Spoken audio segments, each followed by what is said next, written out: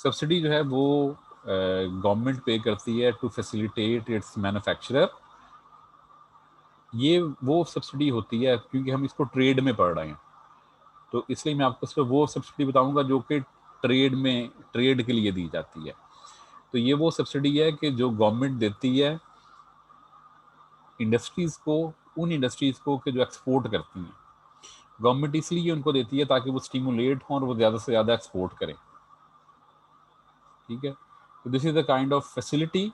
This could be mostly in kind, cash में नहीं होती बल्कि ये मोस्टली होती है in kind. For example government कहती है कि आपको जो गैस के रेट्स हैं वो आपसे कम लिए जाएंगे, कम चार्ज किया जाएगा, इलेक्ट्रिसिटी आपको कम रेट पे चार्ज की जाएगी। इस किस्म की गवर्नमेंट इनको सब्सिडी देती है। या गवर्नमेंट कहती है कि अच्छा जी ये जो सियालकोट है इसका जो एक्सपोर्ट प्रोसेसिंग यूनिट्स हैं जिस एरिया में, वहाँ पे जो रोड्स हैं वो सारी की सारी बना दी जाएं, वहाँ पे वो बना दिया जाए, ड्राई पोर्ट बना दी जाए, वहाँ पे ministry of finance, state bank, इनकी ब्रांचेस बना दी जाएं। ये भी सब्सिडी होती है। ठीक है, प्लस कई दफ़ा ये भी एक्सपोर्ट सब्सिडी होती है कि जो स्पेसिफिकली एक्सपोर्ट से रिलेटेड होती है कि एक कोई फैक्ट्री है उसमें दोनों तरह की कमोडिटीज़ बन रही हैं, एक्सपोर्ट के लिए भी और डोमेस्टिक मार्केट के लिए भी। तो जो स्पेसिफिकली जो एक्सपोर्ट के लिए बन रही है उस पर गवर्नमेंट कहती है कि हम आपको चार्ज नहीं करेंगे, कोई यूटिलिटी बिल्स चार्ज नहीं करेंगे।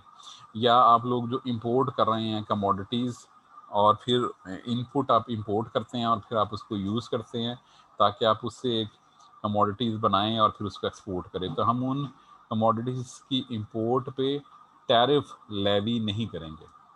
तो ये इस तरह से एक्सपोर्ट सब्सिडी गवर्नमेंट देती है एक्सपोर्ट सेक्टर को, ऐसी इंडस्ट्रीज़ को जो कि एक्सपोर्ट ओरिएंटेड इंडस्ट्रीज़ हों, उनको गवर्नमेंट ये सब्सिडी प्रोवाइड करती है। ये फिगर है आपके सामने। ठीक है, प्राइस है 3.5। ठीक है, 3.5 पे जो सप्लाई है वो 35x और जो कंजम्पशन है वो है 20x। सप्लाई ज़्यादा है और जो डोमेस्टिक कंजम्पशन है वो कम है। तो ये जो 15 यूनिट्स का गैप है ये एक्सपोर्ट है। गवर्नमेंट ने सब्सिडी दी $0.5 पर यूनिट।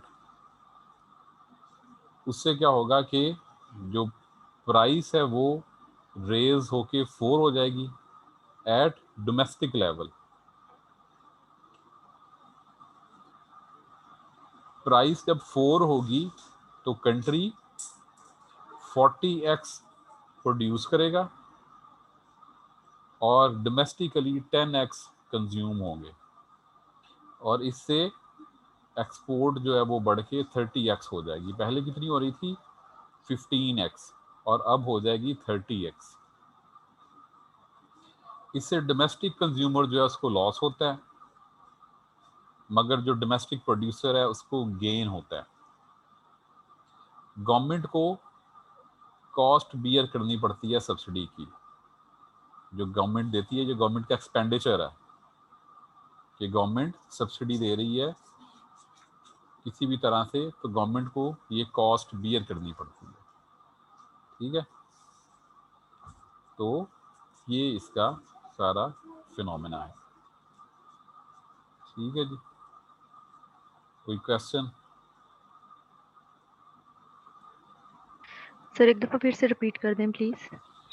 इनिशियल प्राइस थी 3.5, 3.5 पे 20 डिमांड थी, बी प्राइम पे 20 डिमांड थी और 35 सप्लाई थी। 15 यूनिट्स एक्सपोर्ट हो रहे थे, 35 सप्लाई थी, 20 डिमांड थी, तो ये 15 यूनिट्स एक्सपोर्ट हो रहे थे। गवर्नमेंट ने $0.5 सब्सिडी दी तो उससे जो प्राइस है वो 3.5 से बढ़ के 4 हो गई। जब 4 हुई तो प्राइस जब 4 हुई इन डोमेस्टिक मार्केट, तो उससे सप्लाई बढ़ के 40 हो गई और जो डिमांड है डोमेस्टिक डिमांड ये 10 हो गई, और इससे फिर एक्सपोर्ट जो है वो बढ़ के 30x एक्सपोर्ट हो गई हमारी। तो ये जो सप्लाई बढ़ी है 35 से 40, it is due to subsidy which is government giving to the export market. Okay sir. तो ये है इम्पैक्ट एक्सपोर्ट सब्सिडी का। सर इंपोर्ट्स पे भी होती है? इंपोर्ट पे होती है, जैसे कोविड के लिए हम वैक्सीनेशन इंपोर्ट कर रहे हैं, तो Yes, उस वो भी सारी सारी सब्सिडाइज्ड है, फ्री एंड सब्सिडाइज्ड है। Okay sir. सर ये जो ग्राफ में बी प्राइम पॉइंट है, ये जी, बी प्राइम पॉइंट जो है, ये पॉइंट बी प्राइम पॉइंट जो है ये शो कर रहा है डोमेस्टिक डिमांड। जब प्राइस 3.5 थी तो उस वक्त डिमांड 20 थी, तो ये बी प्राइम पॉइंट से हमने डिराइव की कि डिमांड हमारी 20 है और जो सप्लाई है वो 35 थी सी प्राइम पे। सर जी महक। सर इधर लिखा हुआ है कि the higher price of commodity X benefits producers but harms consumers. जी, डोमेस्टिक कंज्यूमर। Yes क्योंकि sir. हाँ, क्योंकि प्राइस बढ़ी 3.5 से होके 4 हो गई, तो इससे डोमेस्टिक कंज्यूमर जो है वो हार्म हुआ। कैसे? क्योंकि पहले वो 20 डिमांड कर रहा था, अब वो 10 यूनिट डिमांड कर रहा है, ठीक है, 10x अब वो डिमांड कर रहा है ड्यू टू हाई प्राइस। तो this is a harm which is going to the domestic consumer. यहाँ पे आपने इस चीज़ का ख्याल रखना है कि यहाँ पे डोमेस्टिक कंज्यूमर की बात हो रही है और डोमेस्टिक प्रोड्यूसर की बात हो रही है कि उसको कितना हार्म या कितना गेन हो रहा है। जो डोमेस्टिक प्रोड्यूसर है, जो डोमेस्टिक सप्लायर है, उसको बेनिफिट हो रहा है, और जो डोमेस्टिक कंज्यूमर है उसको इसका लॉस हो रहा है।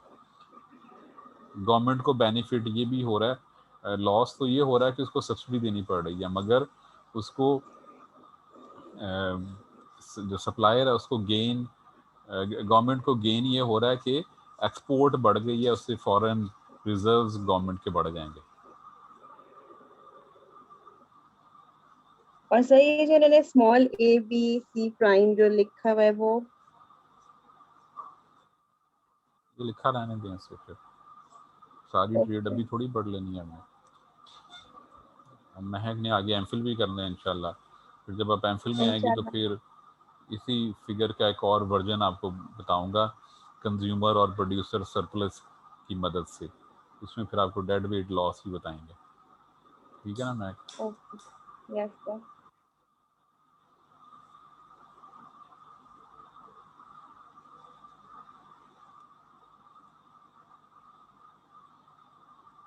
Infant industry argument. Infant industry argument ये होता है कि कई दफ़ा गवर्नमेंट अपनी ऐसी इंडस्ट्री जो इन्फेंट इंडस्ट्री हो, जो नई नई इंडस्ट्री हो, या जो उसका वॉल्यूम इतना ज़्यादा ना हो मगर उसमें पोटेंशियल हो कि वो इन फ्यूचर एक्सपैंड कर सकती है, तो ऐसी इंडस्ट्री को भी गवर्नमेंट सब्सिडी देती है, और उसको तब तक सब्सिडी देती रहती है कि जब तक कि वो एक्सपोर्ट ना करने लग जाए। जैसे पाकिस्तान में ऑलिव इंडस्ट्री जो है, ऑलिव ऑयल इंडस्ट्री जो है, गवर्नमेंट ने खुद रिसर्च की, खुद से एरियाज आइडेंटिफाई किया, PARC या Pakistan agriculture research council under ministry of agriculture, उन्होंने खुद से आइडेंटिफाई करके तो ये कहा कि ऑलिव की प्रोडक्शन के लिए ये डिस्ट्रिक्ट अटक और ये जो पोटोहार रीजन है ये बहुत सूटेबल है, अटक और ये फतेहजंग और ये चकवाल के बहुत सारे एरियाज़, तो ये ऑलिव की प्रोडक्शन के लिए बहुत सूटेबल है। अब यहाँ पे ऑलिव लगता है, उससे ऑयल भी एक्सट्रैक्ट होता है, और ग्रेजुअली अब होते होते ये इंशाल्लाह हम एक्सपोर्ट भी करने लग जाएंगे, ठीक है। तो ये वाला जो पूरा रीजन है हमारा पोटोहार, इस पूरे के पूरे में ही ऑलिव ग्रो किया जा सकता है। तो इसको, इसी इंडस्ट्री जिसको गवर्नमेंट खुद से प्रोटेक्ट करे, खुद से सब्सिडी दे, और फिर ये सोचे कि फ्यूचर में ये जाके इंडस्ट्री हमारे लिए बहुत बेनिफिशियल हो सकती है, उसको कहते हैं इन्फेंट इंडस्ट्री आर्गूमेंट। समझ आ गई? इन्फेंट का मतलब क्या होता है?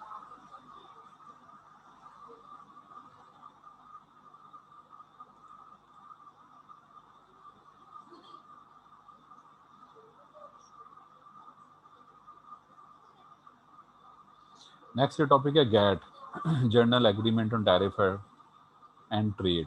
गैट क्या था? 1947 में एक ऑर्गेनाइजेशन बनाई गई स्विट्ज़रलैंड में, ताकि ये जो नीचे 3 ऑब्जेक्टिव्स दिए गए हैं जो मैं अभी आपको बताता हूँ, ये अचीव किए जा सकें। मगर ये अचीव नहीं हो सके, तो फिर 1995 में गैट का नाम और रोल बदल के इसका नाम रख लिया गया WTO। वो हम आगे जाके पढ़ते हैं। तो पहले देखते हैं कि गैट के क्या ऑब्जेक्टिव्स थे, प्रिंसिपल्स क्या थे। पहला था नॉन डिस्क्रिमिनेशन। नॉन डिस्क्रिमिनेशन ये कि जब आप किसी भी कंट्री के साथ एक्सपोर्ट या इंपोर्ट करेंगे तो आप डिस्क्रिमिनेशन नहीं करेंगे। अगर आप करेंगे तो गैट आपको पेनलाइज करेगा, फाइन कर सकता है जैसे। दूसरा है elimination on non tariff trade barriers. ये जितने भी हमने ऊपर नॉन टैरिफ ट्रेड बैरियर्स पढ़े हैं, इनको कम किया जाए और फिर ग्रेजुअली ख़त्म किया जाए। तीसरा था consultation among Nations in solving trade disputes. जो कंट्रीज हैं गैट के, जो मेंबर कंट्रीज हैं, वो कंसल्टेशन करेंगे, वो आपस में एक दूसरे के साथ इंटरेक्ट करेंगे और जो ट्रेड डिस्प्यूट्स हैं इनको रिजॉल्व करेंगे। ये तीनों ऑब्जेक्टिव्स थे गैट के। 1947 में ये बना, मगर ये तीनों ऑब्जेक्टिव्स अचीव वो नहीं कर सका। GATT proved itself very pathetic and weak organization to achieve its goal. So ultimately developed countries, ठीक है, डेवलप कंट्रीज ने ये सोचा कि ये गैट जो है ये तो काम नहीं करता कुछ भी, तो यूं किया जाए कि गैट का पूरा हुलिया बदल के एक नई ऑर्गेनाइजेशन बनाई जाए, जिससे कि डेवलपिंग कंट्रीज की इंडस्ट्रीज को ग्रैस्प किया जाए। तो उन्होंने फिर ये WTO बनाया, और अभी आप देखें कि WTO के थ्रू ही ये जो हमारी इंडस्ट्रीज़ हैं इन पे ISO जैसे रूल्स रेगुलेशंस अप्लाई करके वो लोग हमारी इंडस्ट्रीज़ को कंट्रोल करते हैं। अब ISO जो है इसकी फ़ीस कौन लेता है? UK, एक डेवलप कंट्रीज। स्टैंडर्ड्स कौन बनाता है? UK, एक डेवलप कंट्रीज है, ठीक है। और वो फिर they ask developing countries to apply these standards. उससे फिर यह है कि हमारी जो डेवलपिंग कंट्रीज हैं वो फिर इनको फॉलो करती हैं और वो फिर लेस कॉम्पिटिटिव हो जाती हैं।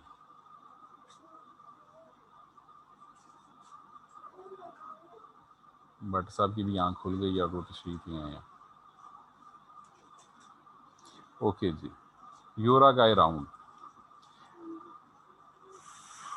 गैट में हर 2 या कुछ अरसे के बाद एक मिनिस्ट्रियल मीटिंग होती थी, जिसमें सारे के सारे मेंबर कंट्रीज आते थे, जिसे कहा जाता था मल्टीलैटरल ट्रेड नेगोशिएशंस। उस मीटिंग को नाम दिया जाता था राउंड। जहाँ पे वो होती थी उस जगह के नाम के साथ उसे कहा जाता था राउंड। 1993 में जो हुई ये मीटिंग, उसका नाम था यूरागाई राउंड। एक हुई थी दोहा राउंड, कतर में जो हुई थी उसको कहते थे दोहा राउंड। ये जो यूरागाई राउंड हुआ 1993 में, इसने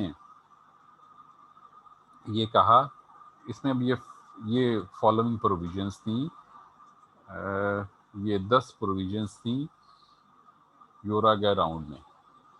यूरागाई राउंड क्या था? सारे के सारे गैट के मेंबर्स मिल बैठ के ये डिसाइड करते थे कि इंटरनेशनल ट्रेड रूल्स रेगुलेशंस क्या होने चाहिए।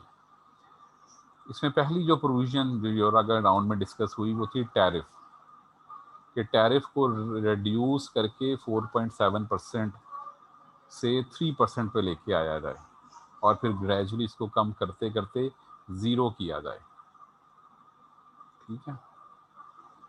दूसरा था कोटास, कि ये जो कोटा भी एक नॉन टैरिफ बैरियर है, इसको भी ख़त्म किया जाए। तीसरा एंटी डंपिंग, इसको इंट्रोड्यूस करवाया गया कि ये एंटी डंपिंग लॉज जो हैं ये सारे कंट्रीज इसको ओबे करें। सब्सिडीज़, इसको भी ख़त्म किया जाए, 0 सब्सिडी पे लेके आया जाए, ताकि जो ट्रेड है वो फुली लिबरल हो और जो प्राइवेट इंडस्ट्रीज़ हैं वो एक दूसरे के साथ फुली कॉम्पीट करें। क्योंकि WTO ये कंसीडर करता था कि ये जो सब्सिडीज़ और टैरिफ हैं ये ट्रेड जो फ्री ट्रेड लिबरलाइजेशन है उसको डिस्टॉर्ट करता है, क्योंकि कोई कंट्री कम सब्सिडी देता है, कोई ज़्यादा सब्सिडी देता है, तो उससे इंटरनेशनल ट्रेड डिस्टॉर्ट होती है। तो इसलिए सब्सिडीज़ को ज़ीरो होना चाहिए। सेफ गार्ड, सेफ गार्ड एक ऐसी एक फैसिलिटी थी सभी मेंबर स्टेट्स के लिए कि अगर फॉर द टाइम बीइंग कोई कंट्री कोई भी गैट का कोई भी रूल्स रेगुलेशंस फॉलो नहीं कर सकता तो वो सेफ गार्ड मैयर ले ले। सेफ गार्ड मैयर का मतलब यह है कि वो एक आर्जी तौर पे एक तहफ़्फ़ुज़ ले ले, सीख करे WTO से या गैट से, ठीक है, आर्जी तौर पे।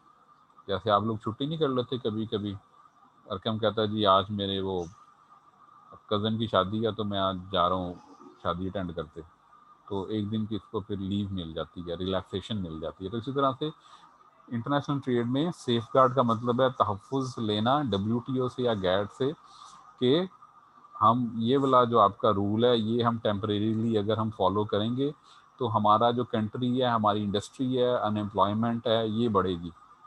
तो इसलिए इसको हम 2 साल के लिए अप्लाई नहीं कर सकते, तो वो फिर सेफ गार्ड एक्सटेंड कर दिया जाता है उस कंट्री को।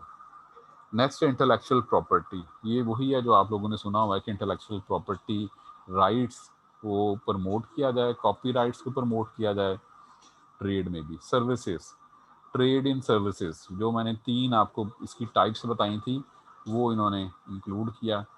अदर इंडस्ट्रियल प्रोविजंस इसमें आई हैं, trade related investment measures, TRIMS एक एग्रीमेंट है, ट्रिम्स TRIMS, ट्रिम्स।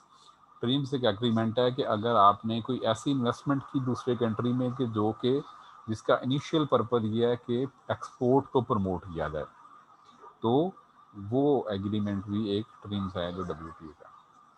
यूरोगा राउंड का जो आखिरी एजेंडा आइटम था वो ये था कि गैट को ख़त्म करके रिप्लेस कर दिया जाए WTO से, गैट को रिप्लेस कर दिया जाए WTO से। 1995 में फिर गैट को रिप्लेस कर दिया गया WTO से, ठीक है।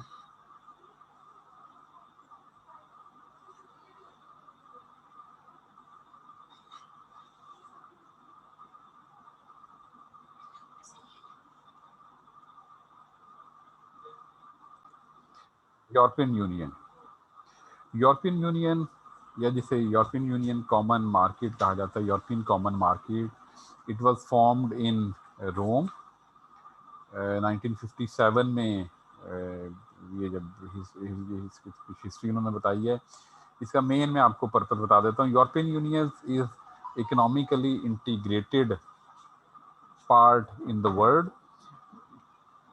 कोई 26 के करीब ये कंट्रीज थे जिन्होंने मिलकर ये यूरोपियन यूनियन इमर्ज हुई, जिसमें से फिर UK निकल गया और इस तरह से ये और कंट्रीज इसमें कुछ आते गए कुछ जाते गए, मगर इनिशियल जिसके पायनियर थे वो UK, डेनमार्क, आयरलैंड वगैरह ये जो थे ये इसके फंडामेंटल पार्टनर्स थे। इन्होंने कुछ 5 या 6 कंट्रीज थे जिन्होंने मिलकर यूरोपियन यूनियन बनाया। इस वक्त जो यूरोपियन यूनियन का स्टेटस ये है कि यूरोपियन यूनियन जॉइंटली इनका एक ही टैरिफ रेट है जो कि ये पूरी दुनिया के लिए अप्लाई करते हैं। यूरोपियन यूनियन का जो ट्रेड हेडक्वार्टर है वो बेल्जियम में है। जितने यूरोपियन यूनियन कंट्रीज हैं इन्होंने जो जो इंपोर्ट करना हो ये सारी अपनी रिक्वेस्ट सबमिट करवाते हैं बेल्जियम। पाकिस्तान से फिर यूरोपियन यूनियन के लिए जो फ्लाइट या जो जाता है यहाँ से सामान वो पहले बेल्जियम जाता है और वहाँ से फिर ये डिस्ट्रीब्यूट होता है, ठीक है। कोई भी कंट्री इंडिपेंडेंटली बहुत कम है, बहुत ही रेयर है कि वो कोई ट्रेड करता है, अदरवाइज ये बेल्जियम के थ्रू जो यूरोपियन यूनियन का ट्रेड हेडक्वार्टर है उसके थ्रू फिर ये दूसरे कंट्रीज के साथ ट्रेड करता है। जैसे पाकिस्तान के अलग टैरिफ रेट्स हैं, जर्मनी के ये इंडिया के डिफरेंट टैरिफ रेट्स हैं, चाइना के टैरिफ रेट्स डिफरेंट हैं, सिंगापुर टैरिफ बिल्कुल ज़ीरो, ठीक है। इसी तरह से Brazil, South Africa, Malaysia, Australia, इन सब के अलग अलग टैरिफ रेट्स हैं, मगर यूरोपियन यूनियन के जितने मेंबर स्टेट्स हैं इनका जॉइंटली एक ही टैरिफ रेट है, ठीक है। यूरोपियन यूनियन में एक बहुत ही सबसे जो नोटोरियस केस है वो है common agriculture policy, cap.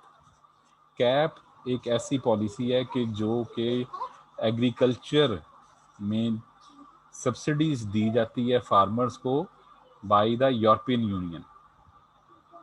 European union में जो उनके फार्मर्स हैं, जो फार्म हाउसेज हैं, उनको ये एग्रीकल्चर फैसिलिटी दी जाती है और जिसमें उनको सब्सिडी दे के फैसिलिटेट किया जाता है ताकि वो अपनी जो एग्रीकल्चर है उसको बेहतर से बेहतर कर सके। आप लोगों ने सुना होगा कि यूरोपियन यूनियन में जो फूड इन्फ्लेशन है बिल्कुल नहीं है, वहाँ पे जितनी ये डेयरी और दिस एंड दैट सब कुछ होता है वो इसी वजह से बहुत बेहतर है क्योंकि उनको ह्यूज सब्सिडी दी जाती है। ठीक है, पाकिस्तान में भी आप देखते हैं कि बहुत सारी यूरोपियन यूनियन की एग्रीकल्चर प्रोडक्ट्स हैं जो अवेलेबल होती हैं, then that is all due to common agricultural policy. ठीक है, पॉलक के नाम से एक लिक्विड थिक लिक्विड मिल्क होता है जिसको पानी में मिला के तो फिर मिल्क बनाते हैं। इसी तरह से ऑस्ट्रिया की चीज़ बहुत ज़्यादा आती है पाकिस्तान में, हम इंपोर्ट करते हैं। तो this is all due to common agriculture policy. मतलब वो चीज़ इतनी चीप है कि पाकिस्तान में भी जो चीज़ अवेलेबल होती है उससे भी उसकी प्राइस कम है, और वो इस वजह से है इस सब्सिडी की वजह से, which is totally unlawful. WTO ने बहुत कोशिश की है कि इस सब्सिडी को ख़त्म करवाया जा सके, मगर जो European union itself is a cartel of different countries, तो वो स्टैंड लेता है for the rights of its farmers. वो कहता है कि अगर हम ये सब्सिडी नहीं देंगे तो हमारे जो फार्मर्स हैं वो भूखे मर जाएंगे, इसलिए हम इस सब्सिडी को ख़त्म नहीं कर सकते। WTO ये कहता है कि आप सब्सिडी को हमने ज़ीरो पे लेके आना है, मगर यूरोपियन यूनियन वाले ये जो पॉलिसी है जिसे कैप कहा जाता है, कैप की वजह से वो जो सब्सिडी है वो कम नहीं करते। ठीक है, और इसी वजह से फिर होता क्या है कि डेवलपिंग कंट्रीज हैं जैसे पाकिस्तान, इंडिया, ब्राज़ील वगैरह, ये फिर इस किस्म की पॉलिसी से डैमेज होते हैं, बिकॉज वी कांट एक्सपोर्ट चीज़ to the rest of the world because of this CAP. हम अपने फार्मर्स को सब्सिडी नहीं देते, यूरोपियन यूनियन वाले देते हैं, उसकी वजह से उनकी जो चीज़ की प्राइस है वो कम होती है, हमारी पाकिस्तानी या इंडिया की चीज़ की प्राइस हाई होती है। That's why we are not competitive in the world due to this CAP, common agriculture policy. तो ये यूरोपियन यूनियन की तरफ से एक बहुत बड़ी धमकी कह लें। ओके, इंपोर्ट सब्सटीट्यूशन की मैं पाकिस्तान के आपको एक एग्जांपल देता हूँ। इंपोर्ट सब्सटीट्यूशन ये होता है कि हम इंपोर्ट्स को कम करने के लिए हम अपने कंट्री में ऐसी इंडस्ट्री प्रमोट करें कि जिससे हमें वो पर्टिकुलर कमोडिटी इंपोर्ट ना करनी पड़े। पाकिस्तान में आज से कोई 4-5 साल पहले हमें ऑलिव ऑयल 100% इम्पोर्ट करना पड़ता था, क्योंकि पाकिस्तान में ऑलिव ऑयल बिल्कुल भी प्रोड्यूस नहीं होता था। हमें 100% ऑलिव ऑयल जो था बाहर से इंपोर्ट करना पड़ता था। फिर ये हुआ कि पाकिस्तान ने शौकत अजीज़ साहब के दौर में इन्होंने ये PARC वालों ने, एग्रीकल्चर वालों ने रिसर्च शुरू की ऑलिव्स की। इन्होंने ये देखा कि यहाँ पे ये इसकी वो की जाए, क्रॉस ब्रीडिंग करवाई जाए। यहाँ पे अटक में इन्होंने करवाई, डिस्ट्रिक्ट अटक में एक है बारानी लाइफ स्टॉक रिसर्च इंस्टीट्यूट, वहाँ पे इसका स्टार्ट हुआ और फिर करते करते अभी ये पूरे का पूरा जो पोठवा रीजन है इसमें इन्होंने स्प्रेड कर दिया है। फ्री ये स्टेपल्स प्रोवाइड करते थे, प्लांट्स प्रोवाइड, नर्सरी प्रोवाइड करते थे। ऑलिव्स की लोगों ने फिर लगाना शुरू कर दिया, और इसको जो जो पानी या बारिशें जो होती हैं बस यही रिक्वायर्ड है, इसको इनको स्पेशल को पानी भी नहीं देना पड़ता इस पौधे को। तो पोठवा रीजन जो है वो इसके लिए बड़ा सूटेबल था, टेम्परेचर भी है वो ग्रो होता गया। ये क्यों प्रमोट किया गया? इंपोर्ट सब्सटीट्यूशन की वजह से। इंपोर्ट, इसको पाकिस्तान में कहा जाता है इंपोर्ट सब्सटीट्यूशन इंडस्ट्री। वो इसलिए कि हमने इंपोर्ट को सब्सटीट्यूट किया है bye promoting olive production in Pakistan. ठीक है अरूज, तो इस टर्म को हम कहते हैं इंपोर्ट सब्सटीट्यूशन।